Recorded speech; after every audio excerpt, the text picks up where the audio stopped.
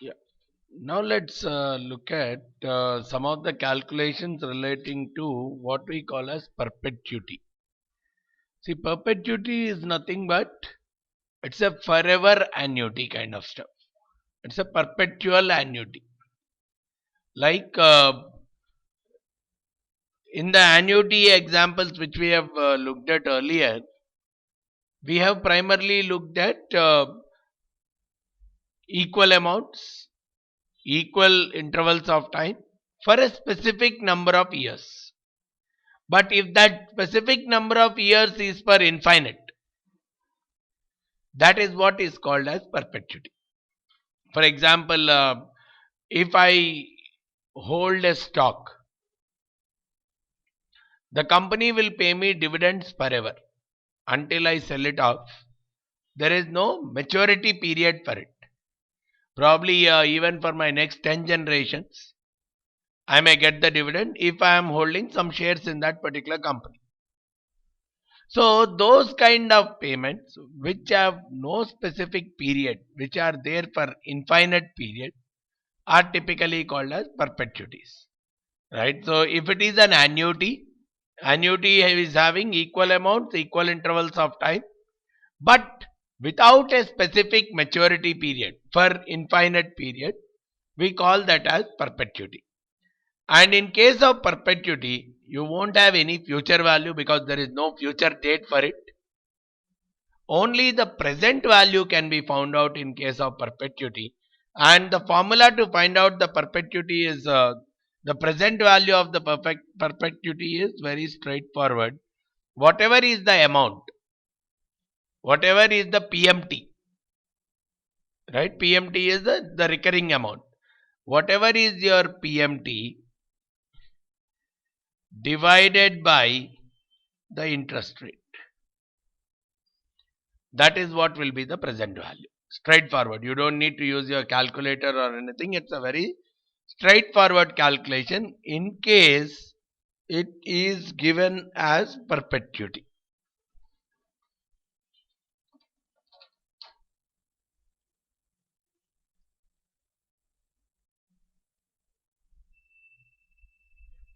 In case it is given as perpetuity, the calculation is straightforward. So if I have to look at these kind of questions, an investment offers $100 per year forever. So it's a perpetuity. Equal amount forever. And if the required return on investment is 10%, how much is worth to him, which is nothing but the present value. So this comes out with 100 divided by 10%, which is 0.1. So it tells that the worth of this is 1000.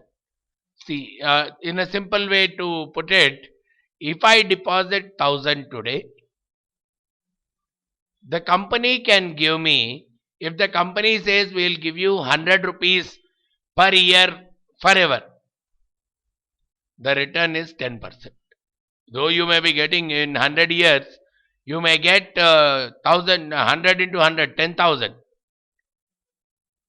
Right? You are investing 1000, but in 100 years you may get 10,000 also. But still the return is only 10%. Because the time value of money, the compounding, if at all we are looking at infinite period getting 100, the maximum worth of it is only 1000 today. So that's how we look at, especially for the stock valuations and all, we use this concept to a large extent. The equity valuations world uses this perpetuity concept because in an equity, once I buy a share, unless I sell it off, it's like a perpetuity itself. Forever it exists. Right? So compute the present value of the perpetuity with $100 payment beginning 4 years from now, and appropriate annual rate is 10%.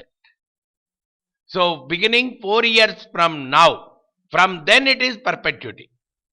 So at that point the worth is 1000. 100 by 0.1.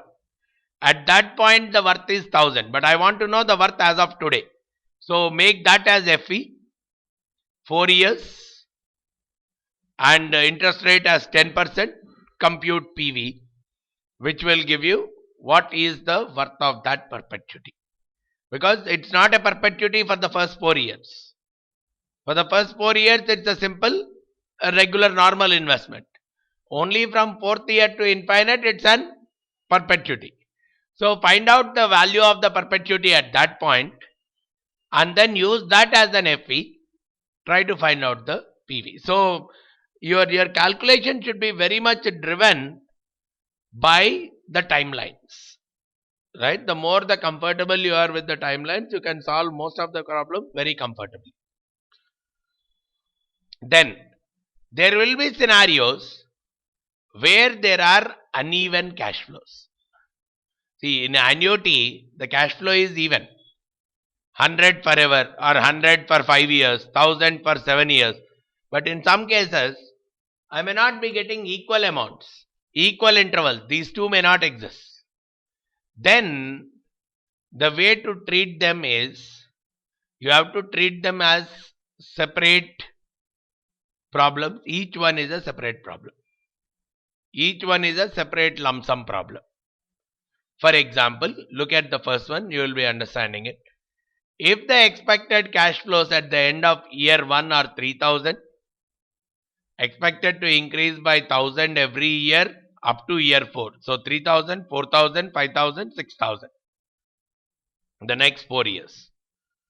And cash flow for the year 5 is minus 6000. Find the present value using a 12%. Now, I cannot call it as an annuity because each cash flow is different. Each amount is different.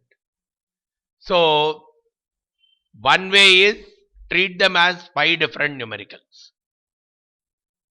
One is 3000 at the end of year 1. So, FV is 3000, N is 1, I by Y is 12. Find the PV. 1. Take 4000 as FV, I by Y as 12, N as 2, compute 1 PV. Same way, 5000, 6000, minus 6000.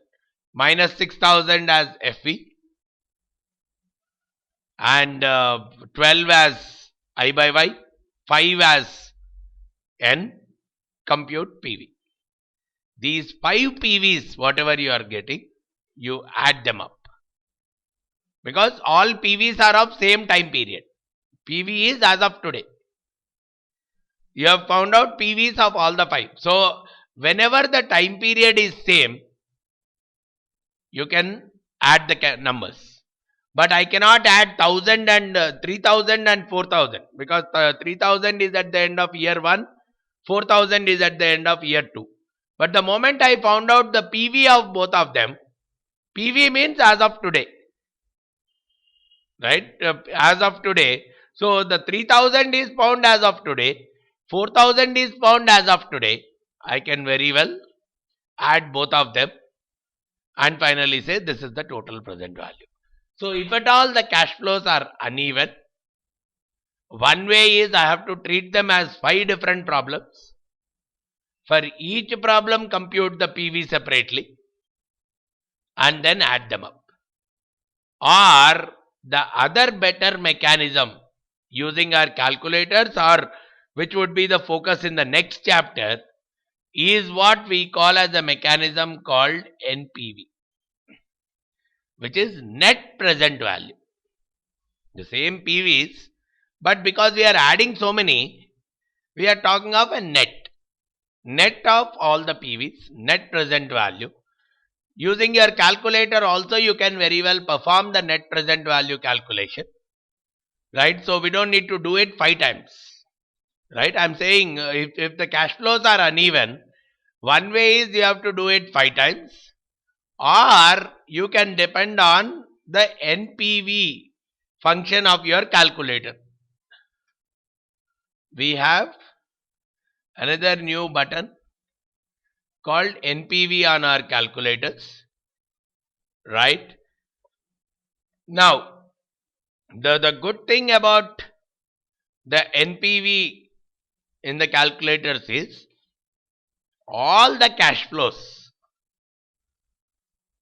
you enter one after the other.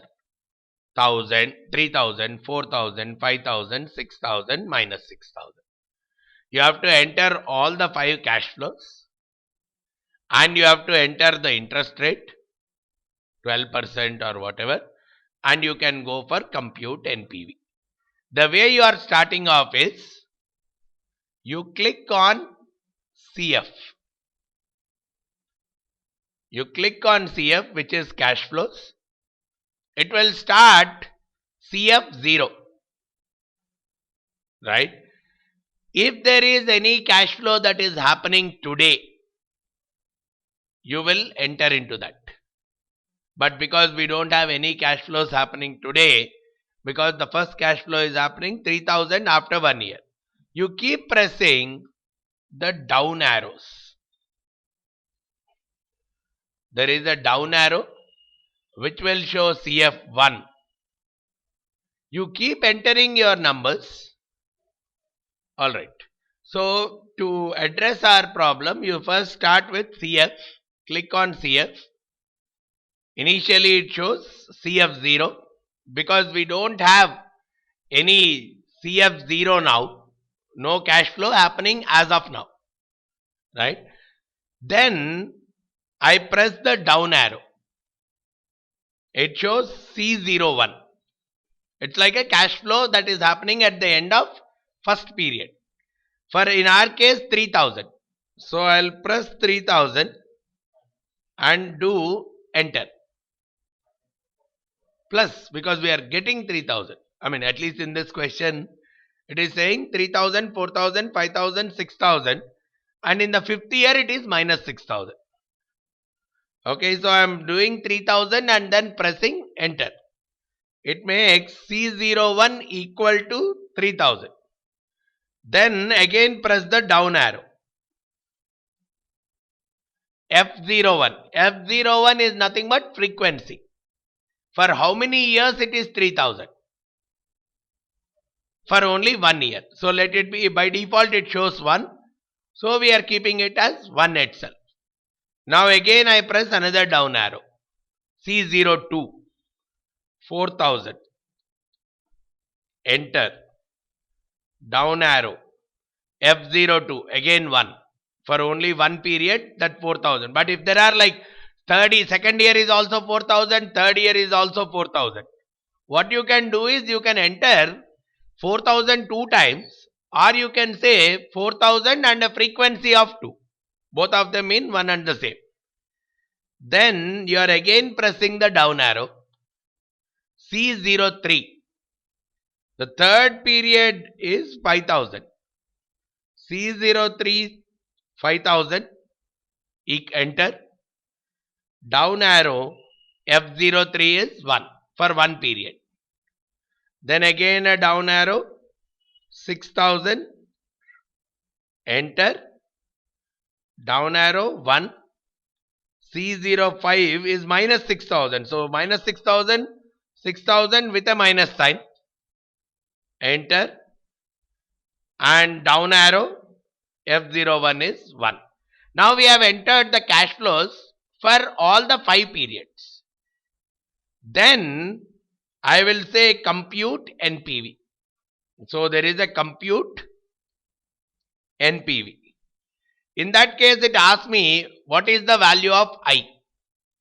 At what rate I have to discount it. So 12% was in our numerical. So I'll enter 12 and do an enter. So I becomes 12. Then you press on NPV or compute NPV. No, it is already computed. So you press the down arrow, which will show NPV equal to 0. Then you say compute. You press the down arrow, it will show NPV equal to 0. Then you press on compute, which will show you the NPV value. It is showing 9834.8. That is what, either you could do it as 5 different cash flows. for 5 different periods, or you can go with one single NPV calculation, especially if there are multiple cash flows and only one interest rate for all these periods. The total present value you can find using the NPV calculation also, right? Probably you can repeat that. Look at the next problem. How much would the following income stream be worth assuming 12% discount rate? 100 received today, 200 1 year from today, 400 2 years from today, and 300 3 years from today.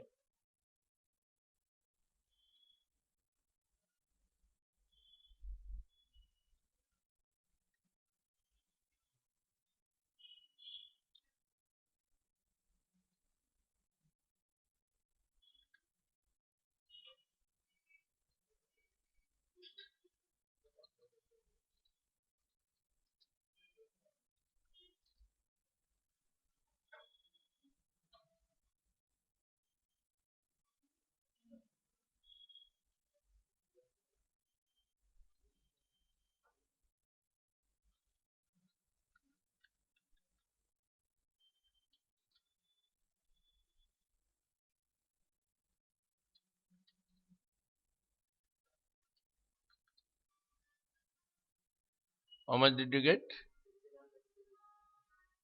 The present value.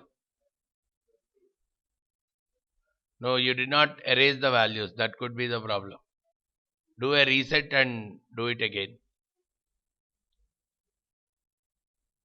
C01 is 100. Sorry, CF0 is 100. 01 is 200. 02 is 400. 03 is 300.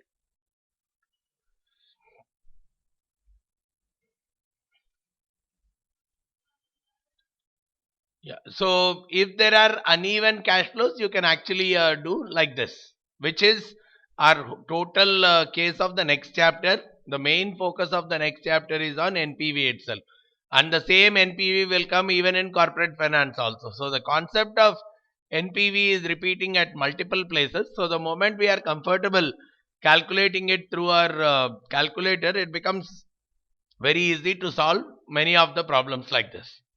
Now, we can get into some kind of complex problems. Of course, complex is nothing but you have to take care of the timelines, right? So just look at one real world problem, the first one.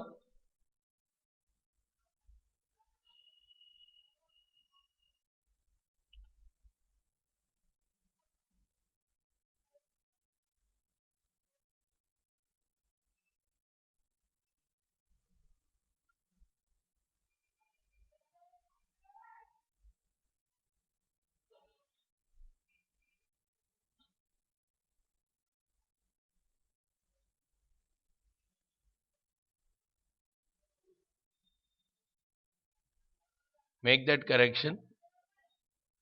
During his leave period is 9%.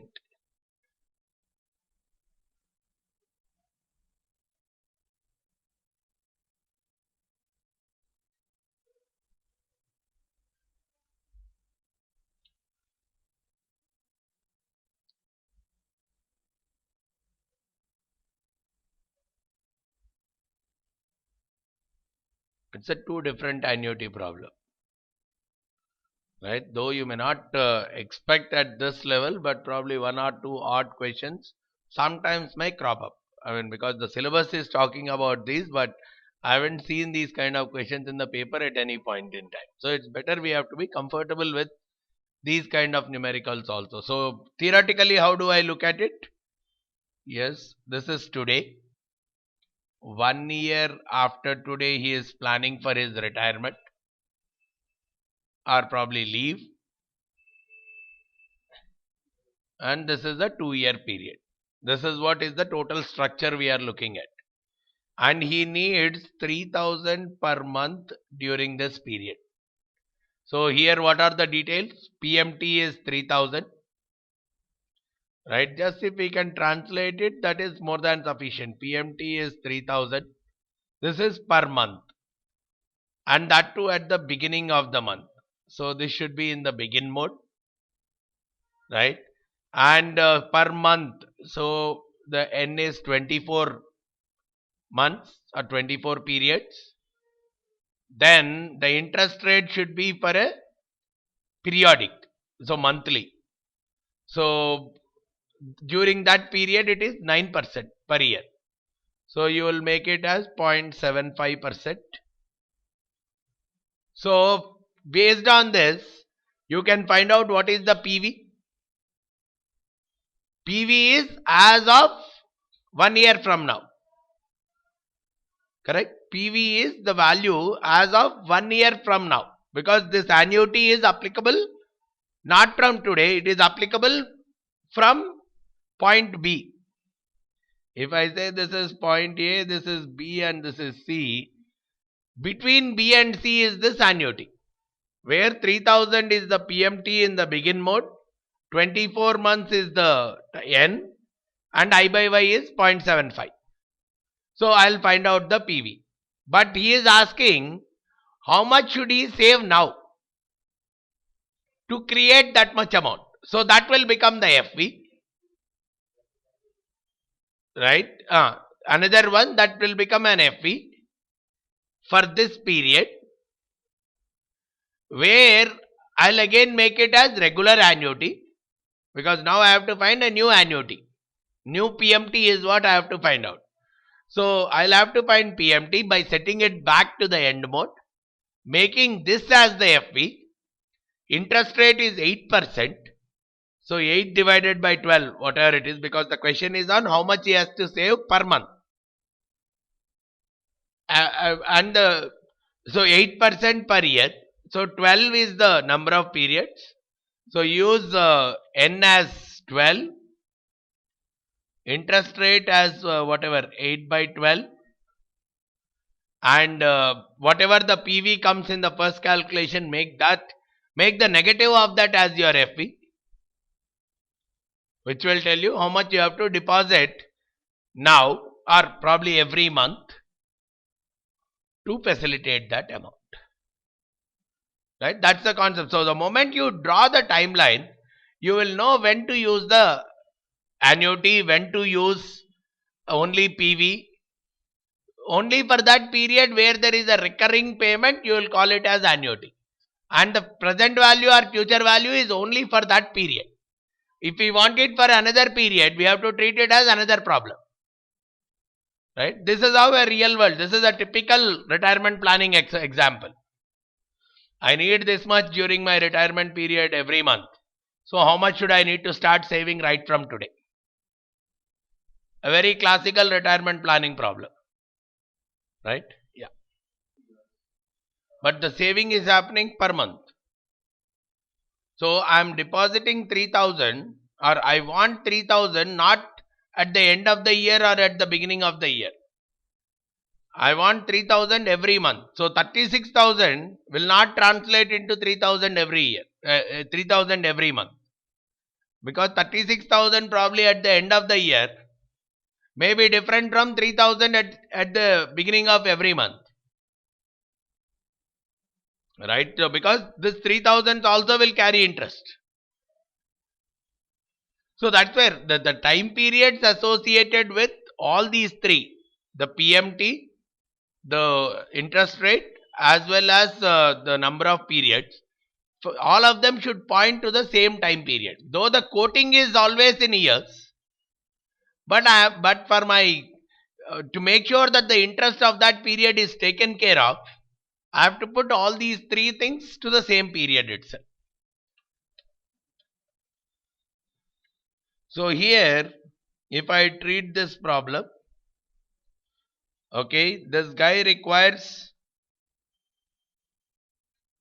so I'll find out the PV where the interest rate is, for the second part, it is 9% is the by 12.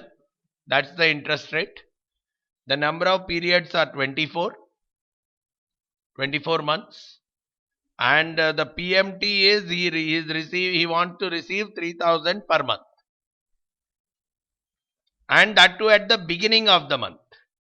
So you set the calculator into the begin mode and do this calculation, which will give you that 66,000 should be the amount that has to be accumulated by that time. If 66,159 is accumulated, then that can result in distributing 3,000 every month for 2 years. So now I have to accumulate 66,194. So for that, I need to know how much I have to deposit today or deposit for the next 12 months. So I am trying to find out the PMT now, where the interest rate is 8% for the next 1 year. Right. So because I have to take it monthly, I am making it, and the number of periods is 12 for next 1 year. I don't have anything lump sum deposit now. So PV is still 0. And this amount will be my FE. This is the amount that has to be accumulated at the end of 1 year. So what it says is I have to deposit 5,314 every month from now. If I deposit 5,314 at the end of every month for the next 12 months, it will accumulate to 66,159, going with 8% interest for this year. And that 66,159 can be distributed as 3,000 every month at the beginning of the month for the next 24 months during that period. Right. So this is like a two-stage problem. Right. Though the chances of these are much lesser, but they will help you in your real world applications and calculations also. Because probably if you are taking some kind of loans, or if you are looking at some kind of payments or some of these things, these kind of calculations will definitely help you out with. Right. This is one kind of complex calculation you can expect. If at all 1 or 2 odd problems have to come out from time value of money, this could be the extent of oddness that could be created, where you may have to picture the whole problem as 2 different time periods and apply 2 different formulas for the 2 different time periods. It does not take too much of a time. It's only your conceptualization of the problem that takes time. So there is always a chance to give this question in the exam, because it does not take too much of a time to do the calculation, because the calculator will take care of the entire calculation process for you. Right. Now look at this next question. A person is getting a 25,000 loan, 8% annual interest, 48 equal monthly installments. If the first payment is due at the end of the first month, find the principal and interest component of the first month. Yeah, this is one more category of question. If I have to find out the EMI, it's a straightforward question. What are the things we have? PV is 25,000.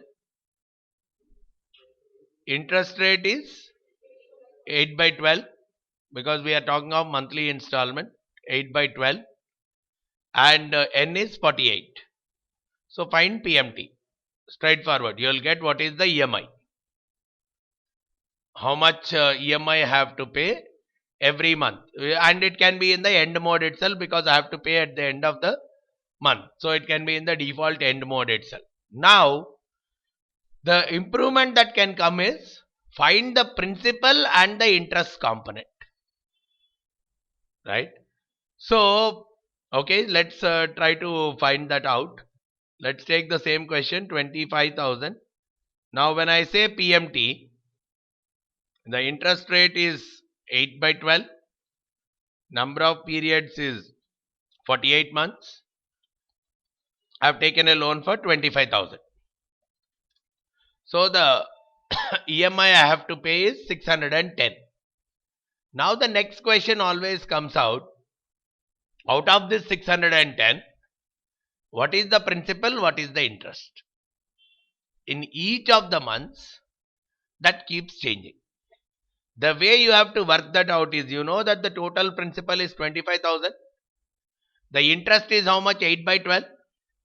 So you find out what is the interest? If 8 by 12% is applied on 25,000, how much will it be? So you do it as 25,000 into 8 by 12, whatever is the interest rate. So the interest is coming out to 166. The interest is coming out to 166. So the remaining, you are actually paying 610. The interest is 166. So the remaining will go as your principal. So what is the principal in this period? Out of this 610, I subtract 166.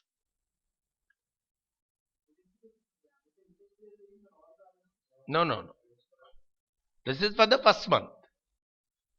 Now the principal is 443, which means you have contributed 443 towards the principal. Now your principal has come down. By the end of the next month, or by the end of the first month, you have paid 610. Out of that 610, only 166 is towards interest. The remaining 443 which you have paid is towards principal. So your outstanding principal now is the difference between the two. So your principal now is only, at the end of the first month, your principal is only 24,556. Right? So which means at the beginning of the second month, your principal is only 24,556. So you will pay the interest, again 8%, not on 25,000, but only on this number. So in the second month, your interest is only 163.71, whereas your EMI is still 610, because EMI is like an equal amount. So in the second month, what is happening? Your principal contribution is becoming 446. So your principal outstanding will come down to 24,109. Like that you will make the table. If I do the same exercise for 48, the outstanding will become 0. For 48 months, if the same scenario is done, at the end of 48, just let me quickly drag that and show it to you.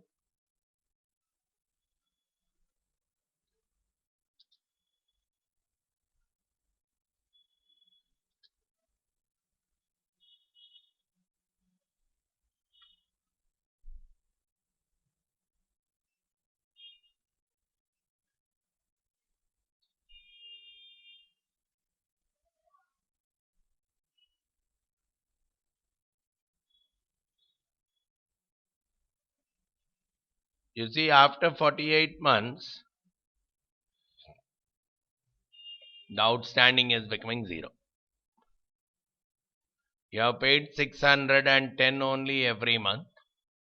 This is exactly after 48 months. Let me just try to put a serial number.